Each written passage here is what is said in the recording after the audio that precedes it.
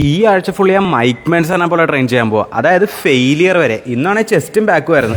നിങ്ങൾ തന്നെ കണ്ടു നോക്ക്. ആദ്യം ഇനി ഇൻക്ലൈനിൽ 80 kilograms ഓടിയിട്ട് ഞാൻ നേരെ ഡംബൽ ഫ്ലൈസ് തുടങ്ങി. 6 ക്ലീൻ റബ്സ് ആയിരുന്നു വേണ്ടത്. അത് കഴിഞ്ഞിട്ട് ഫെയിലിയർ ആയിക്കോട്ടെ എന്ന് ഓർത്താൽ 20 kilograms എടുത്തത്. ഇതാണ് ഭയങ്കര ഈസി ആയിരുന്നു. അവസാനം 18 റബ്സ് അടിക്കേണ്ടി വന്നു ഫെയിലിയർ ആവാൻ വേണ്ടിയിട്ട്. എന്നാലും 18 കഴിഞ്ഞപ്പോൾ ഫെയിലിയർ ആയല്ലോ.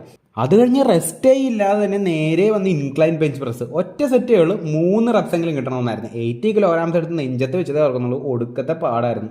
പിന്നെ ഞാൻ നേരെ ഒരു 5 കിലോ കുറച്ച് 75 kilograms ആക്കി. അതും നല്ല ടഫായിരുന്നെങ്കിലും നേരത്തെ തന്നെ അത്രയും ഫോം തെറ്റാതെ ഞാൻ അടിച്ചു. 4 റബ്സ് കിട്ടി.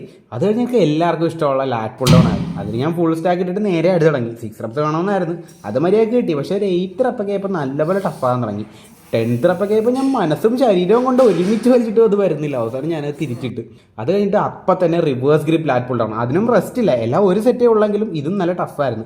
ലാസ്റ്റ് റപ്പ് ആയപ്പോഴേക്കും ഞാൻ മരിച്ചു വലിച്ചിട്ടും അത് വരുന്നില്ല. മൊമെൻറ്റം കൊടുത്തിട്ടും വരുന്നില്ലെന്നേ. എൻ്റെ ബാക്കെല്ലാം അത്യാവശ്യം ഡെവലപ്ഡ് ആയിട്ടുണ്ടല്ലേ. ഞാൻ പറഞ്ഞ കാര്യം എന്താണെന്ന് വെച്ചാൽ നമ്മൾ ഇന്നലെ ഒറ്റ സെറ്റേ അടിക്കുന്നുള്ളൂ ടിൽ ഫെയിലിയർ. അതായിരുന്നു മൈക്ക് മെൻസറിൻ്റെ തിയറി.